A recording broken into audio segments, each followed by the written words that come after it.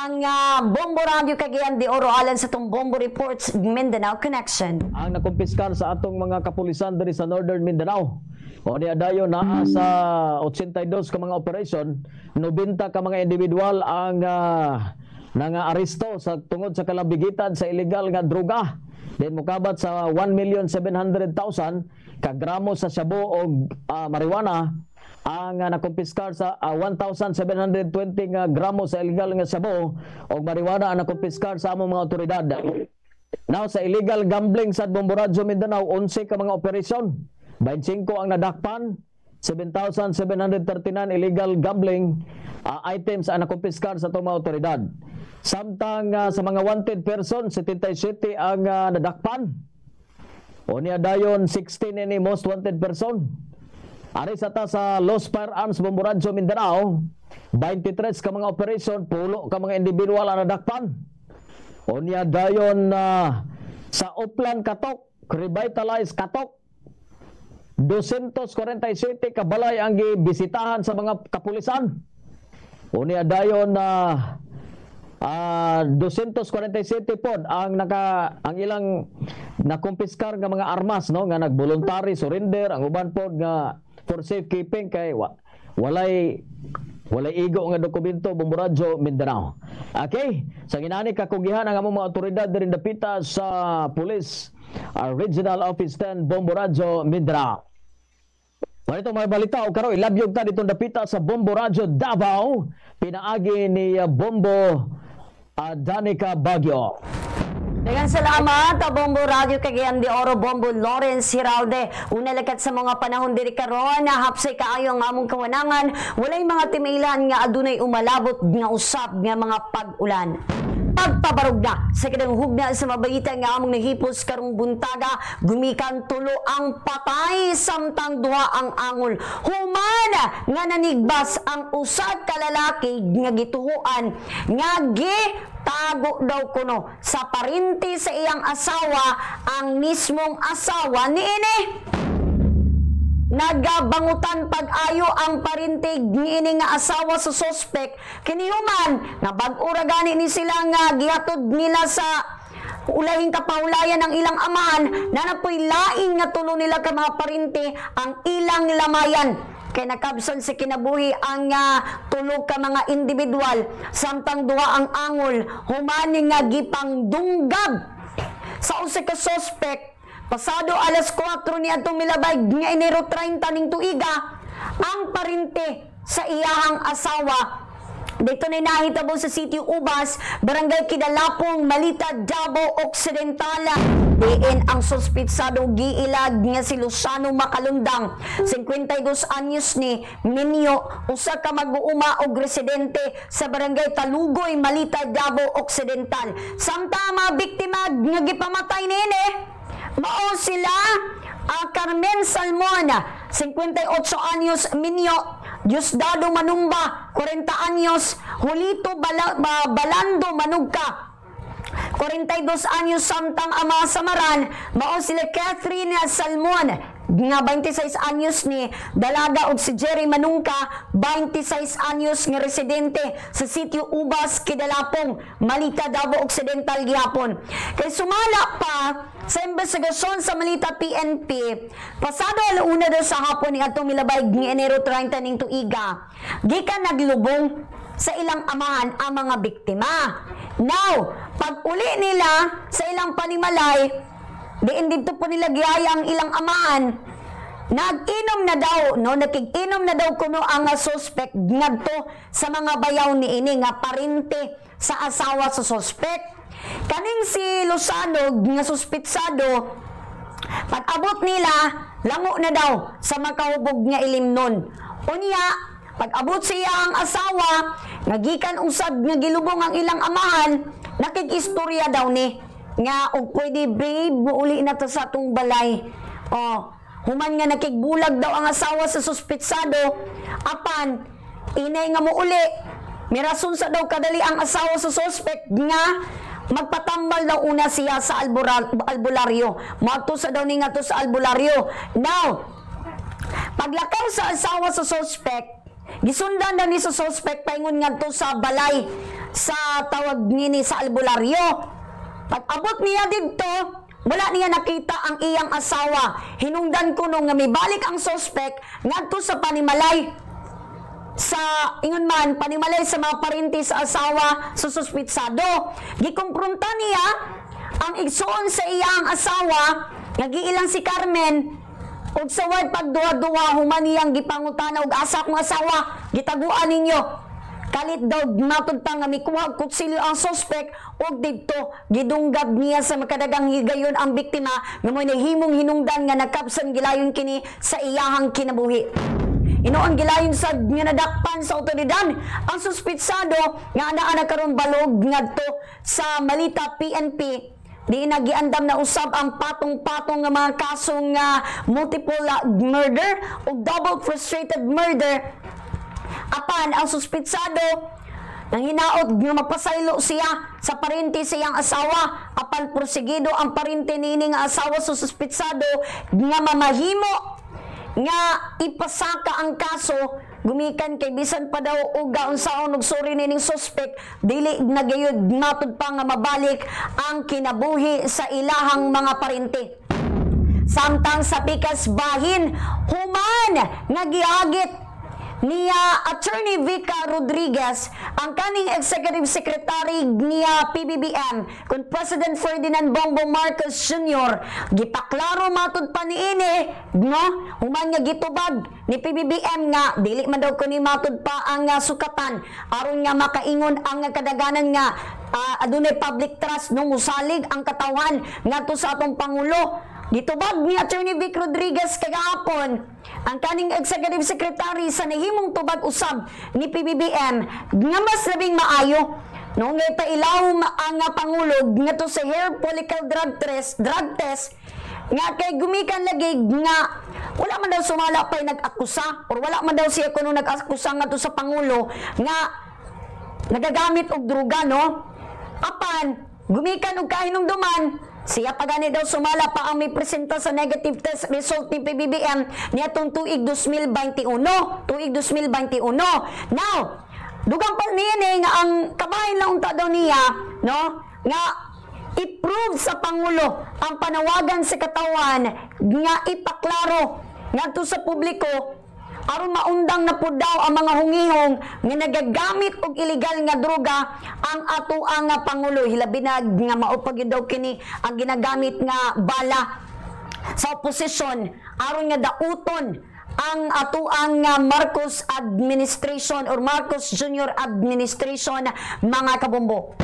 Bombo Radio Philippines, Mindanao area mo ka ng pagpabarog sa kadang hugna sa mga balita. Atong ipasa ang linya. Nga to sa Bombo Radio Jensen, pinaagi ni Bombo Louie Aguilar.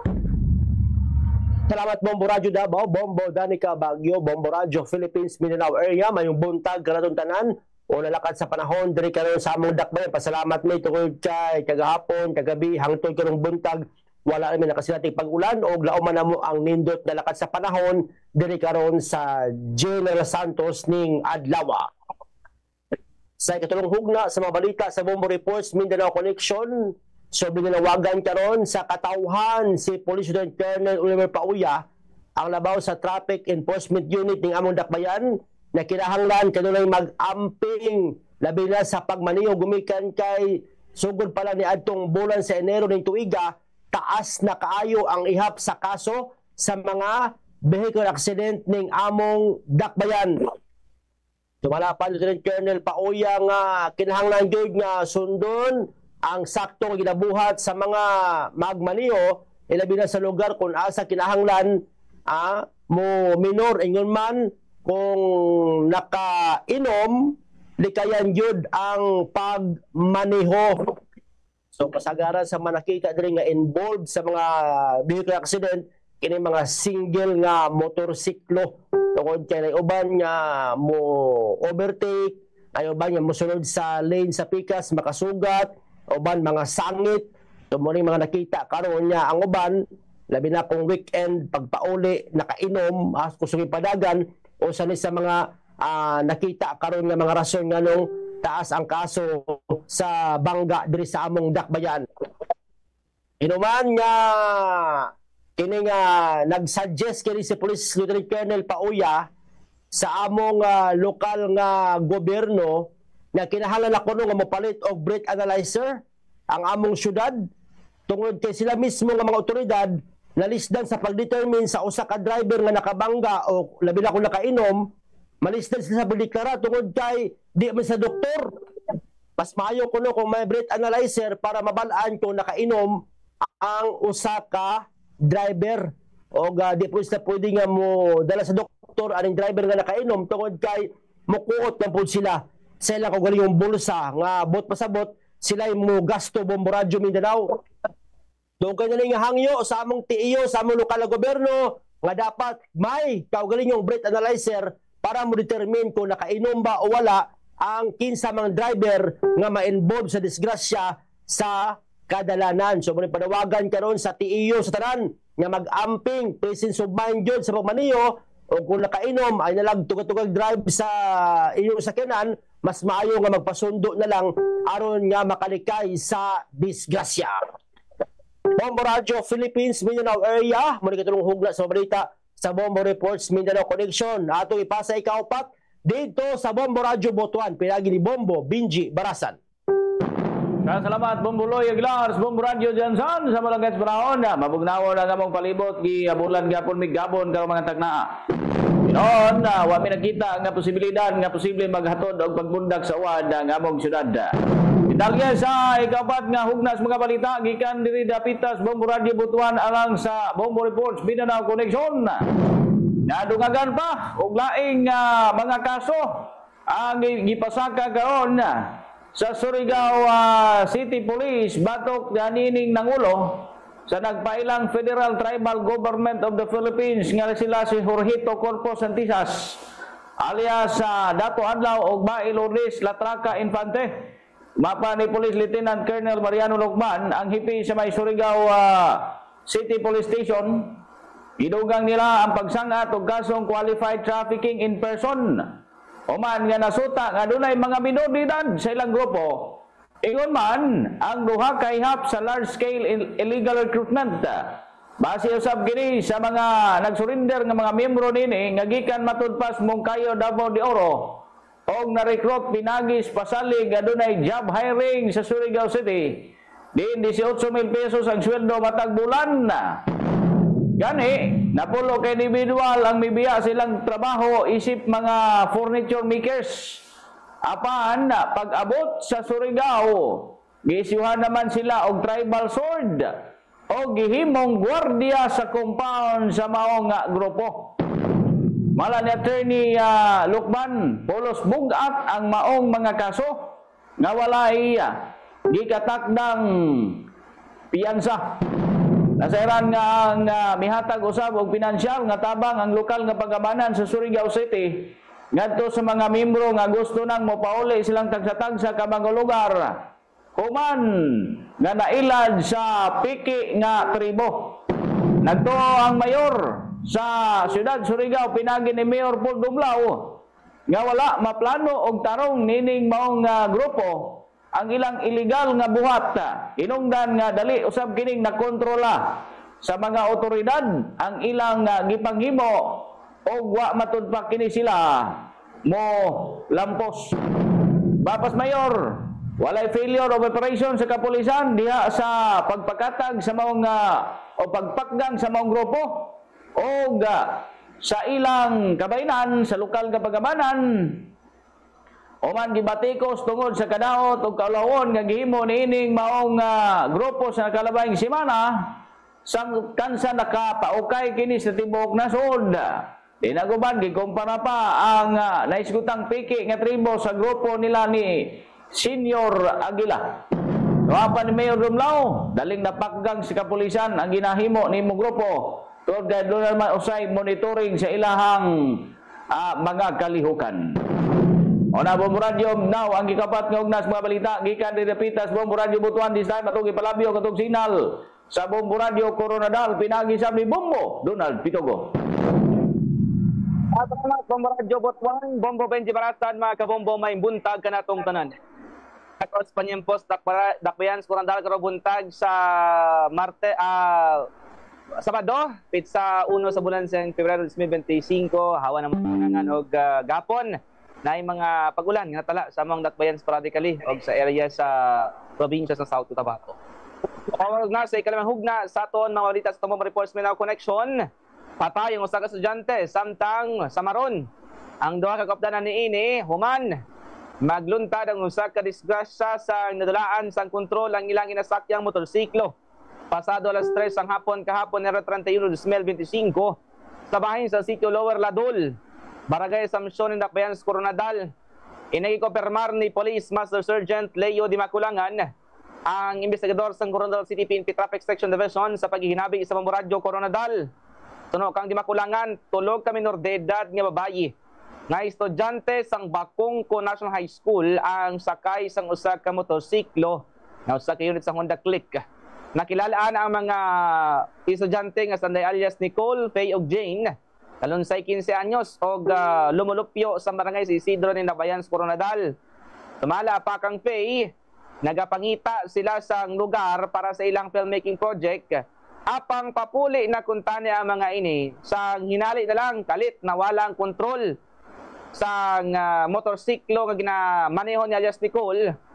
Mao kining rason nga sumala pa mga tagpalamati na tabog, nalagpot ang tulo ka mga babaeng minor de edad. Kung asa napatay si alias Nicole. Ikumpirma pod sa mga otoridad og sang South Cotabato Provincial Hospital nga dead on arrival si Nicole sa Balay Tambalanan. Nagapanawagan naman si Di Maculangan sa tanan nga maghalong sa pagmaneho sang motorsiklo o magsunod sa layi sa trapiko aron hindi pod maulamit sa disgrasya sa dalanon. Nasayran nga ang terrain o ang ilang gisaka dito, bahada subida, unya, pabahada na sila, sang nawala ang kontrol kang ang alias Nicole kay lagi wa mo kagat ang brake sa iyahang nga drive-an Honda Click. So sa malayong palad, nabangga si alias Nicole sa konkreto nga kanal o maswerte ning duwa ka kaupdanan niya nga wala maunsa sa concrete kanal. Si alias Nicole ang napuruhan o wa na yung tawo nakahulag human ang maong disgrasya mga kabombo. Mao ka na i-post naton nga balita nagikan sa area of responsibility sa Bamboradyo, Coronadal.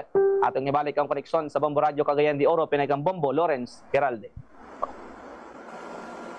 Bamboradyo, Mindanao, mao kanito mga balita sa Bombo Reports Mindanao Connections. Adlaw karon nga Sabado, Pebrero 1, og ato nakauban diya sa Bamboradyo Davao si Bombo Danica Baguio, sa Bamboradyo Jansan si Bombo Louie Aguilar, sa Bamboradyo Butuan si Bombo Benji Barasan, sa Bamboradyo Coronadal si Bombo Donald Pitugo.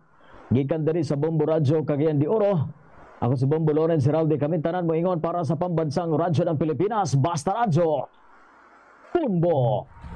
Mao ka na mga kabombo ang